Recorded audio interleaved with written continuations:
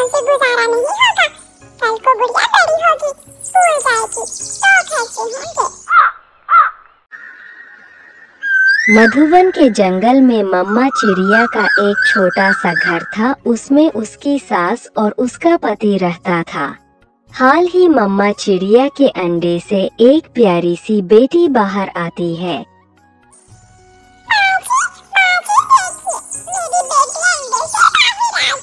ये तो बहुत सुंदर है, बिल्कुल तुम पर गई है। वो उनकी पहली संतान थी, इसलिए वे सब बहुत खुश थे।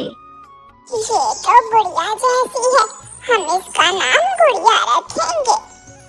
ठीक है माँ जी, बहुत प्यारा नाम है गुड़िया, हम इसका नाम गुड़िया ही रखेंगे। मैं अभी अपनी पोती की मिठाई बांध कर आती हूँ। दादी जी, अब हमारा परिवार बड़ा हो रहा है, अब इतने थोड़े पैसों से गुजारा नहीं होगा। कल को गुड़िया बड़ी होगी, स्कूल जाएगी, तो खर्चे होंगे। रोनो, तुम ठीक कह रही हो।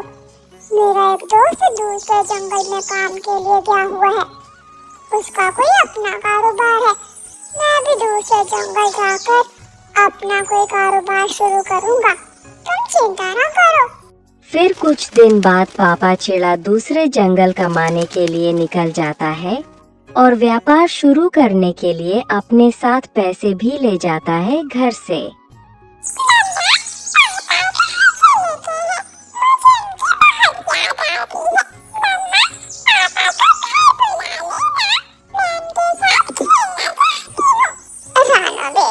बहुत दिन बीत चुके हैं, ना तो मानो खुद आया और ना ही कोई चिट्ठी भेजी।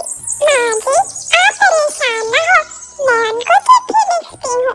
मम्मा चिड़िया ने अपने पति को बहुत चिट्ठियाँ लिखी थी, पर उनका कोई जवाब नहीं आया था। मम्मा चिड़िया खुद परेशान थी। माँ जी, बारिशों का मौसम शुरू होने वाला है और घर में जो राशन था सब खत्म हो गया। घर की छत भी कमजोर है। रानो बेटी, हम दोनों को ही कुछ करना होगा।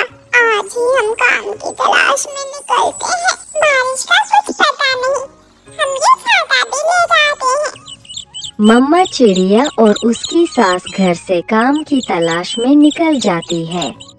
आगे जाने पर उन्हें कालू कौवे का ढाबा नजर आता है, तो वो वहाँ पर जाती है।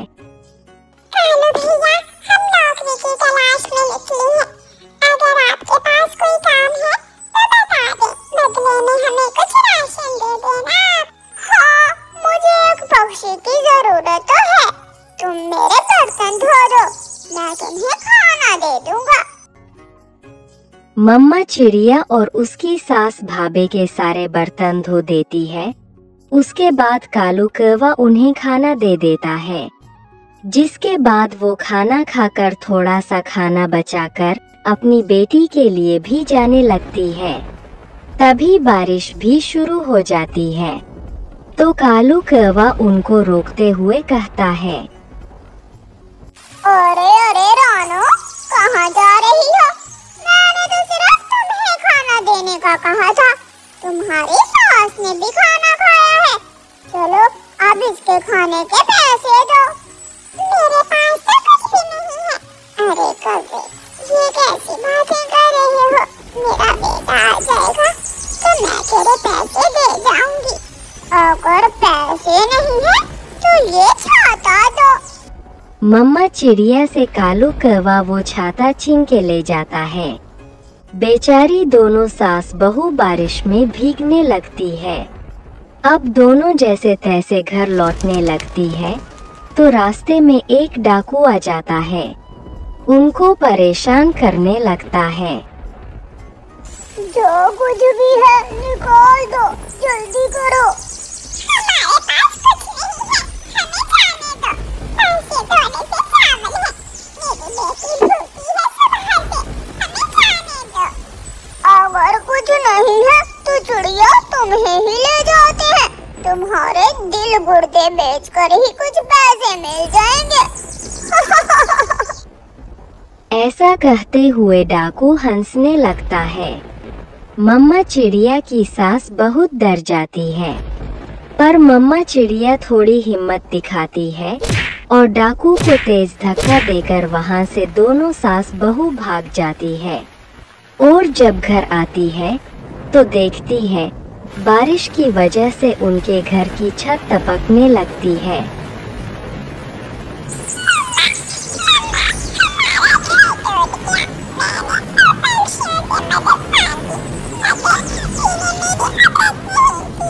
मेरी बेटी चुप हो जाओ।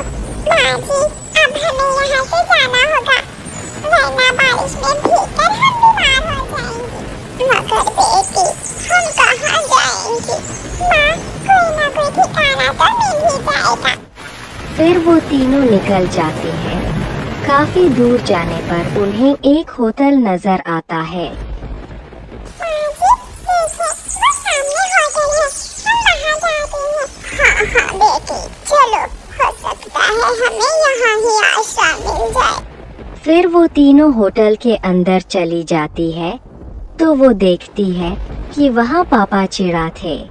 मानो, मेरा बेटा, तुम यहाँ क्या कर रहे हो? तुम्हें कितनी चिट्ठियाँ लिखी हमने, तुमने किसी का जवाब नहीं दिया। तुम नहीं जानते हमने कैसी कैसी मुसीबतें देखी है। माँ, मुझे माफ करना, मैं अब आ गया हूँ। मेरा कारोबार साथ वाले जंगल में नहीं चला, जिस कारण मुझे अगले जंगल जाना पड़ा और मुझे आपकी कोई चिट्ठी नहीं मिली।